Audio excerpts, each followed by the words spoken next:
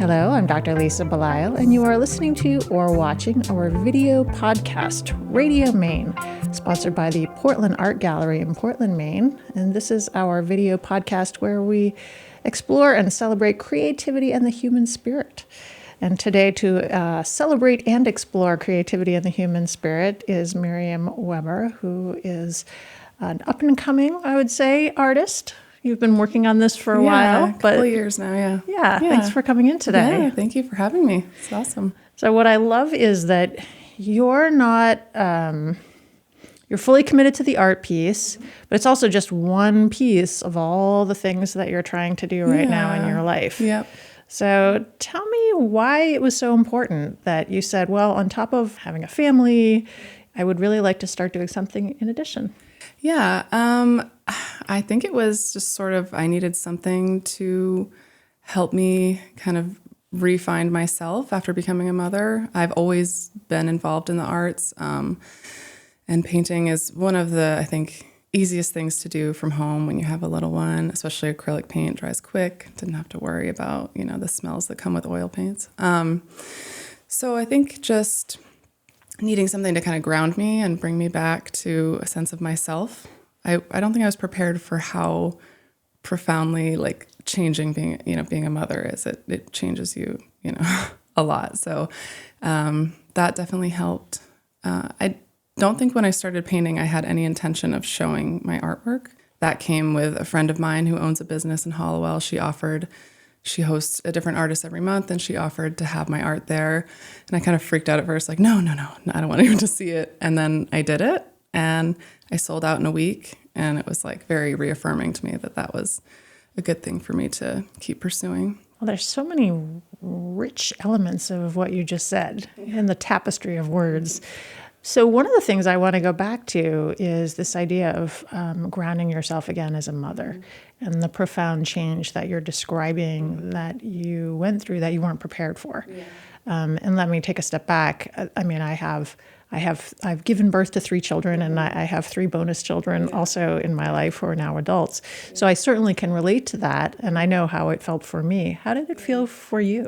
Everyone tells you how much, the love you're going to feel and all of that, but it also it kind of ripped my heart out of my chest in a way. I felt so vulnerable and I'm, responsible for this little life that I just created in my body. It's kind of makes you feel like a superhuman because you just grew a person inside of you. And at the same time, it makes you feel vulnerable and, just your heart is literally outside of your body and you're carrying it around.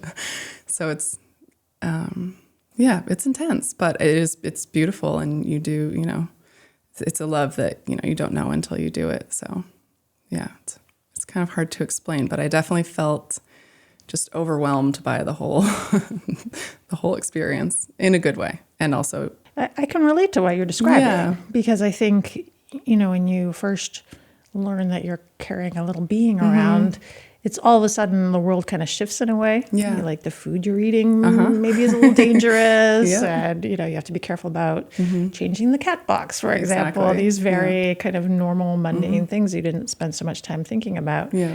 But then you're right. You give birth to this child and you're like, wait a minute. Now I can't protect them inside of me anymore. They're out. Put them back. They're safer in there. That's right. That's right. Yeah. And I think you're right. There's no way that you can actually know how that's going to feel. Yeah. It's actually been really good for my creativity. Just now that he's a little bit older, he's very involved in what I do. And that's been really fun and just a whole new lens on creativity and the world. It's refreshing and exciting. So.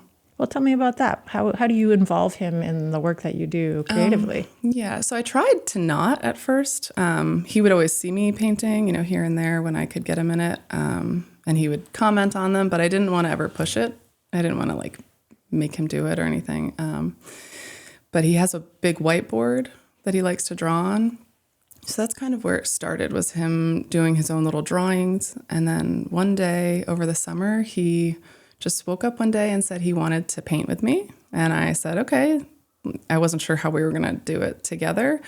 But basically he had this whole story about a little bird that he wanted me to paint. So he helped with certain elements like the background color and drawing the shape of the bird kind of. And then he had me he's a very good director.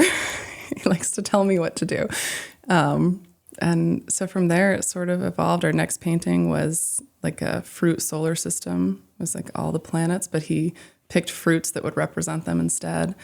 And now that he's a little bit older, he's really just taking the lead on doing all the drawing and then having me fill it in with paint, sort of at his direction again, like, very specific colors, very specific patterns.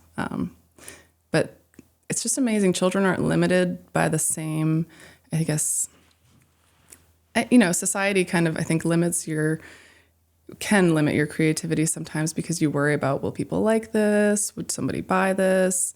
You're just thinking of a lot of external factors, and children don't have that. So with his drawings, it's like he's not tainted yet by the world. He's like unlimited imagination. Nothing's impossible. Nothing's off limits. So that's really cool. It's a good perspective for me to take sometimes too. Fruit solar system. Is that something that you came up with? No. Or this was entirely him? That was entirely him. And I actually have photos of sort of the process of his initial kind of drawings on the whiteboard we went to the grocery store and bought each of the fruits that he wanted, and he lined them up in order, of how the planets are lined up. And some of the fruits I would try to encourage him to pick something different that might make a little more sense size-wise or whatever based on the planet. But, he had his own ideas and we went with it, and it was fun. And my husband and I thought Fruit Salad Solar System would be the name. We were like, that's a great name. Let's do that. And he's like, no, this is called the Mischievous Rainbow, or, oh gosh, I can't remember right now. Like the Lonely Rainbow and the Mischievous Planets or something. Like completely unrelated, but amazing. So that's what it's called instead. Well, I love that he has this vision already. Yeah. And that he not only has a vision, but he wants to collaborate with you in creating this vision that he has inside of himself. Yeah. Yeah. It's very special. It's sweet. And I love the idea of him getting older and having like a collection of artwork, because a lot of what we do a lot is on canvas now, like when we collaborate. So I intend to have it all framed and just sort of ready for him when he when he has his own, home. Because a lot of what kids do, it's on like, construction paper or little scraps of paper here and there. It might get saved, but you can't really do anything with it. So I love that we have some really like big, tangible pieces of art that he can decorate with someday, if he wants to. If not, I'll keep it. But, and then someday, if he decides that he would like to have children, you could be like, this is what your father contributed to the world back in the day. Yeah. He's very set on, he thinks, when he's come to my shows, he thinks that it's in a museum, my art. So he'll always say, I want to bring this to the museum that your art is at, and I want to sell it. I'm like, okay, we'll talk about it. I'm not ready to let go of them, but he loves that idea too. He wants to have an art party, is what he calls it. Those are my openings. He thinks they are art parties.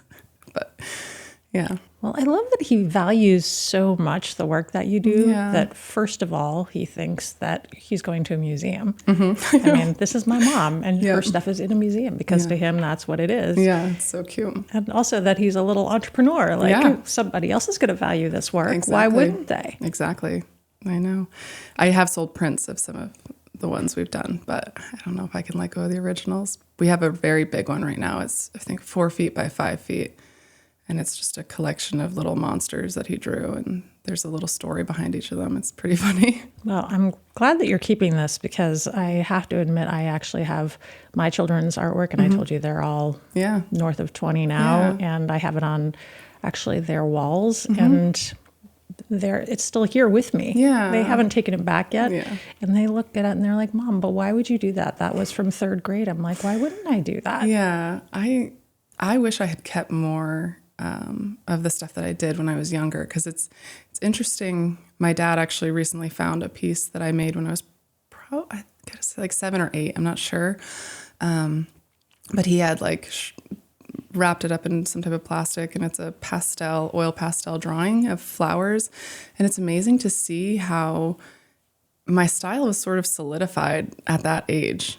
And there's such a a commonality between that and what I do now. I mean, and I forgot. I didn't even remember that drawing or know that that's always been something I've liked. It's just, so I wish I had more of my old stuff that I could sort of reflect back on and just, see more of what I did. But I definitely got rid of a lot. My parents gave me stuff and I just check it. So. Yes, the timing has to be right on that one. Yep.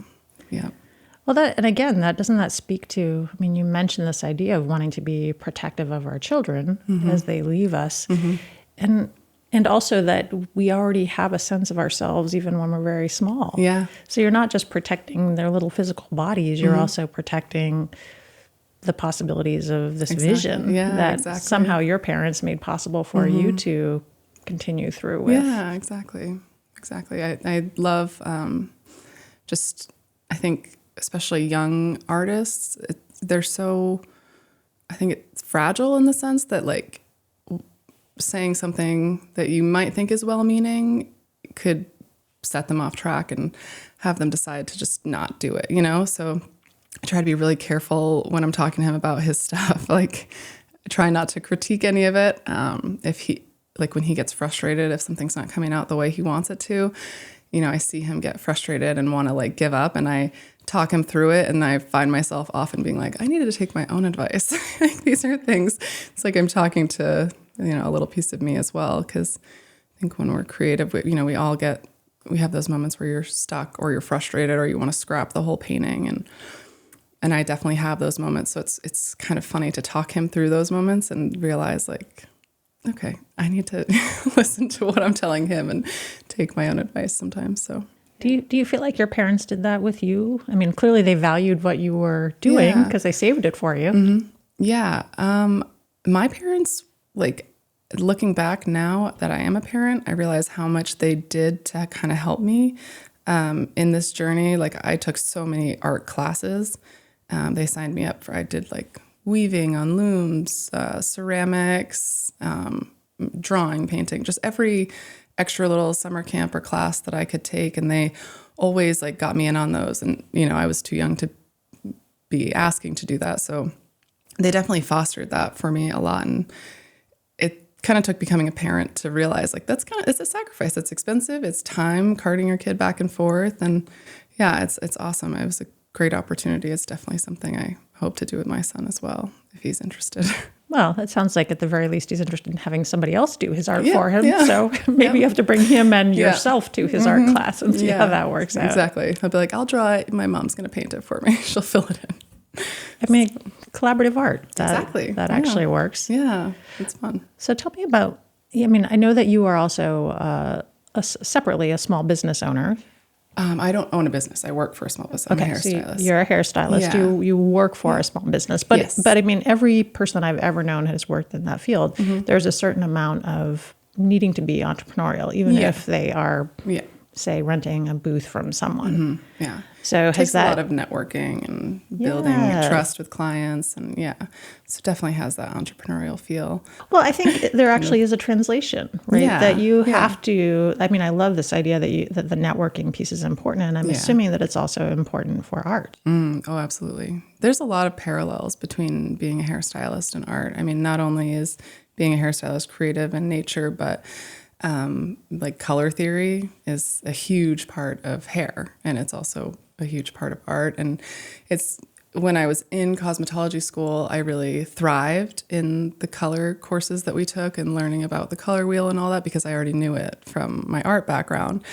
And then now kind of stepping back into the art world, a lot of my hair knowledge is sort of helping me in that way too, because the color wheel is still so fresh for me. Like I use it every day at work. So it's something that's kind of permanently in my brain.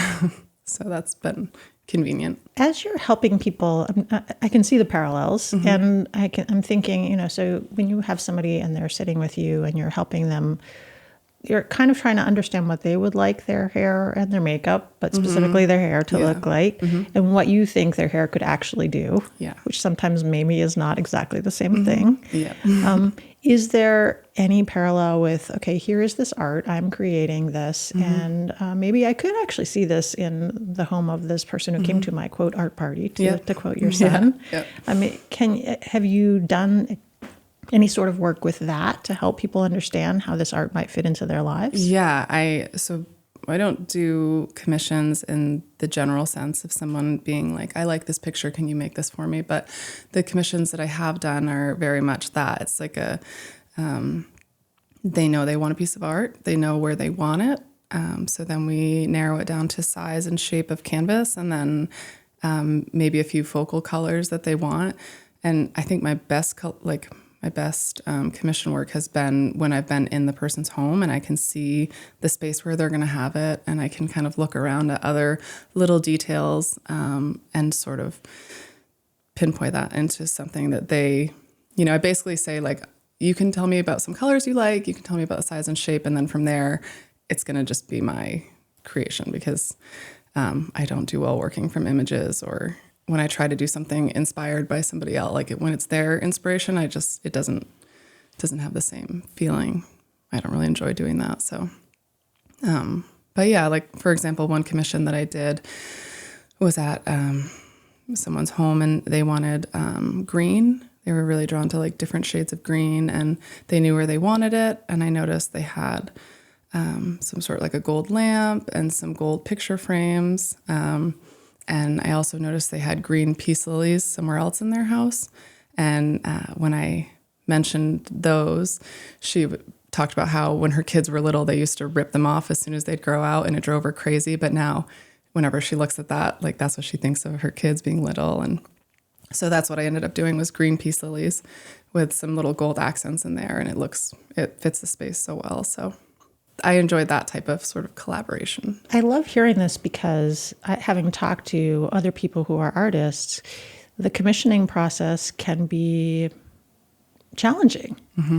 And a lot of artists won't accept any commissions at all. And many artists will accept very limited commissions. Yeah. But it sounds like you're similar. You'll accept limited commissions in a way that you think will maximize the possibility that you're going to produce something that really will fit in someone's home. Yeah, fit in their home. And it has to be a certain feeling when I'm making it too.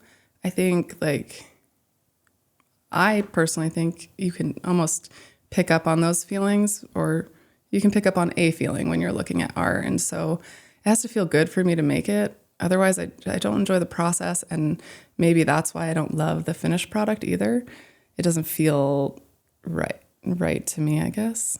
So I don't know. But yeah, so the type of commissions I do are specific in the sense that like you have to be open and just want something and trust me and like my style. That's kind of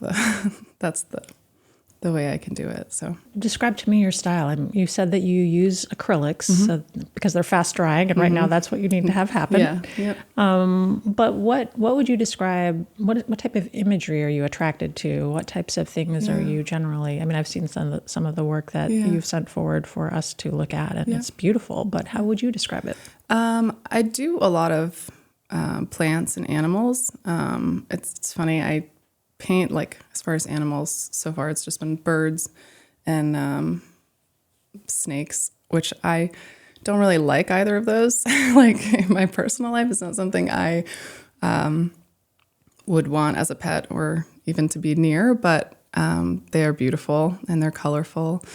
For me, every painting just starts out as a color palette in my head. I just get inspired by either a color I saw somewhere or a color combination that I saw somewhere. And then I try to think of how I could incorporate that into a painting and what would fit those colors. Or even sometimes it doesn't have to fit. A leaf can be teal instead of, green, or a bird can be pink instead of white, So I just try to think of what would look cool shape-wise to go with those colors. But yeah, I do a lot of leaves, flowers, and birds and snakes, I guess. Those are my I guess, inspirations right now. But as far as describing my style, I kind of struggle with that. I think naive is a style that I think fits mine. It has sort of that childlike quality to it. I'm also not formally trained. Some of my pieces, I think, have a folk art sort of feel. But also, I'm very inspired by graphic art. I like it to be really flat. I try to avoid texture when I can on most of my pieces.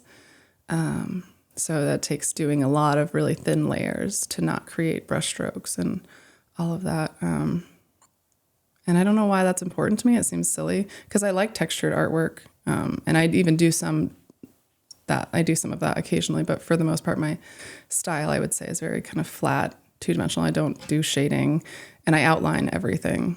Everything has like bold outlines to make it pop. So is it because you're trying to put the focus on the color itself that you make things flat so that you're not drawing the focus away from it? I don't know if I can specifically say why I do that.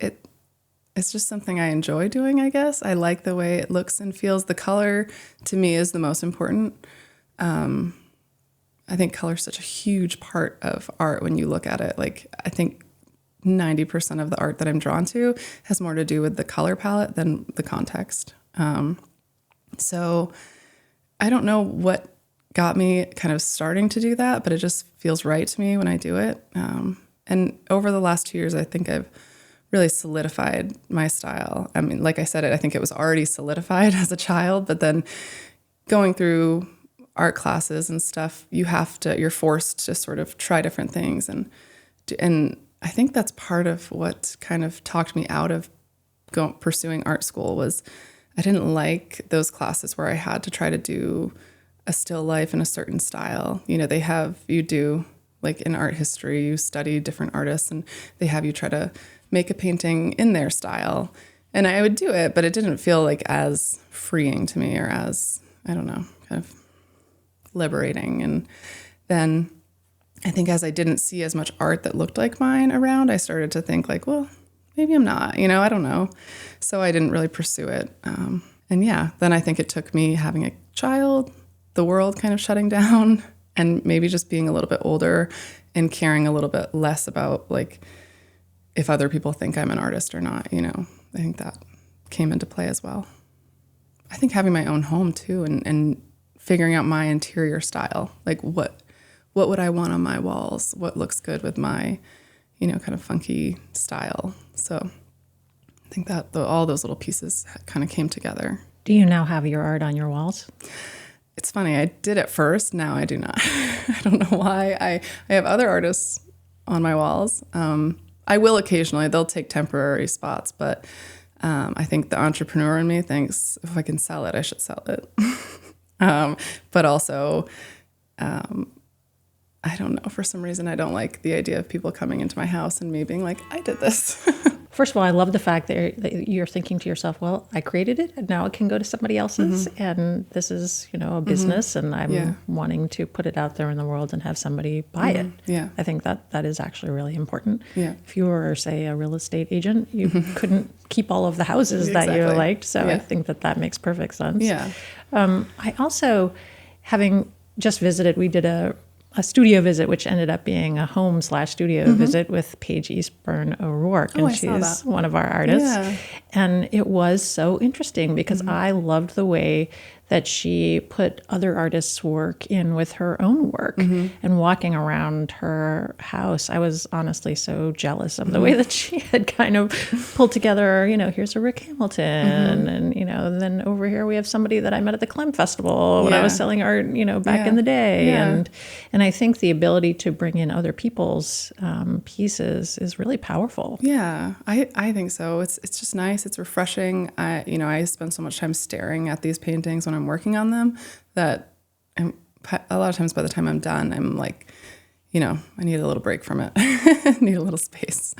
So it's just nice to have other people's stuff up. And again, everything I have mostly, I would say, is chosen because of the colors. And I dress in mostly neutrals, but my house is like blue, pink, orange, red. I like bright colors. So. And that's reflected in my artwork. When you think about what you would like things to look like in your artistic future, what does that look like for you? Yeah. You said that you've had art parties, i.e. openings, and you've had a few of these with people in the Gardner or Hollowell area. Yeah. What's next? I just plan on kind of putting myself out there more. I think I have been afraid of doing like I'm afraid of the word no, I guess sometimes. And I'm trying to get over that. I'm trying to really force myself out of my comfort zone and put myself in situations where I get turned down. So it's been scary for me. Every opportunity I've had so far has been a very natural one. It's come from connections or networking or knowing someone who knows someone. And that's great. And those are, awesome connections to have. But I need to start putting myself out there. So next for me, I would say, is trying to break into some other markets. I want to get out of central Maine and start being, southern Maine, coastal Maine. I just want to, move around, get my stuff more eyes on it. And, just hopping out of my comfort zone. That's my resolution for this year. I just need to push myself, all those uncomfortable boundaries. It's like I need to get out of my comfort zone because that's where the growth happens, and try to remind myself of that every time I'm, nervous to hit submit on an application for something so I think next for me is just getting more eyes on my work and getting out there more into different markets. Well, having sat with Laura Mrazek, who I know you know well, Yes. And her saying, my goal was to get my art in a gallery. And then seeing how, as a result of just pursuing the process of doing that, it actually happened. I think what you're describing is, okay, I'm going to show up, I'm going to put myself out there. Maybe it doesn't feel that comfortable, but that's sort of the only way that you can move things forward. Exactly. I've applied for a couple of grants and stuff, and I've gotten no's, and I'm getting better at taking it. It's like, it's not the end of the world. Doesn't mean I can't be an artist. I need to just not make it mean so much, It's tough. Art's a vulnerable thing. It's it's a big self-expression. So I think that's what makes me, or has made me in the past, kind of play small and, but every time you do something, you get better at it. It gets less scary. I mean, I just remember making my Instagram for my art and sharing it. And I was like, oh my God, I shouldn't have done that. What did I do? I was like mortified. And then now I'm like, well, why? I don't know. I make things a bigger deal in my head, talk myself out of stuff. So trying to not do that now. Well, when you talk about not being a, quote, trained artist, it's interesting to me as someone who, I think my art training stopped probably in, I don't know, whenever grade school stopped, and they stopped having us go down the hall to art class. So I have literally never had any training in art. But I talked to some artists for whom, quote, training, art school training is extremely important. Other artists who, they train themselves, but they train themselves in different ways. And so you're describing, you actually have had training. You've had much more training than I've ever had. And it just, maybe you don't have a degree from an art school. So for me, it's funny to hear that that's kind of something that, and I'm not trying to invalidate your feelings around this at all, but it's just an interesting perspective for me. Yeah. I mean, I think it all comes down to that imposter syndrome. I think we all suffer with that. I don't suffer with that in like the hair industry anymore. I don't know if I don't remember dealing with it as much in that. And I don't know if that has to do with the fact that it's maybe because I was licensed in it and I just felt more confident in it. And that's not to say I don't ever question myself or decisions I make when I'm doing hair, but it's just different with art. I guess it feels more personal. It feels more, especially I like all my art. I'm not painting from an image. I'm painting from something I came up with in my mind. So it's, start to finish, it's my creation. It's from me. And so I guess that makes it feel a little more personal. So I don't know. That's the best way I can describe it, but Yeah, it's your own little personal fruit solar system. Exactly. And you're expecting other people to say, oh, yes, I love that fruit solar system. Exactly. But in your case, you're your child's parent, and these other people, they're not not invested necessarily. So somehow you have to convince them that your own personal fruit solar system is legitimate and worthy of value. Exactly. And I think the value piece is also a hard part of being an artist is you put the price point on your art, you decide what it's worth. And that's a hard thing to do, or it's been hard for me to come up with what feels good to me and good to the person buying it as well. There's a lot of, I guess, uncharted territory for me in this world. So yeah, trying to get comfortable with all those aspects of it. But I've had great feedback so far. I've had, I haven't had anyone be ruthlessly, mean to me. I've been fortunate. So So yeah, I'm ready to start putting myself out there. Speaking of that, how would people actually find your art? Yeah, so it's on Instagram and Facebook. It's Miriam Webber Paints. That's my tag. And then I have a website. It's just miriamwebber.com. And I try to keep up to date on where my art is showing on social media and stuff. So updates are on there. Yeah. I'm really going to encourage people who've been listening to this conversation, who are fascinated by the possibilities, to actually take the time to actually go look at your website, Instagram, Facebook. Yeah, thank you. It'll be exciting to see where things go for you. Awesome. Thank you so much. Yeah, I appreciate your coming in and talking to me today. Thanks for having me. I'm Dr. Lisa Belisle, and you have been listening to or watching our video podcast, Radio Maine, brought to you by the Portland Art Gallery in Portland, Maine. And here on Radio Maine, we explore creativity and the human spirit, and we celebrate these things. And today we've been doing this with artist Miriam Webber. I hope to see more of you in the future. Yes, thank you.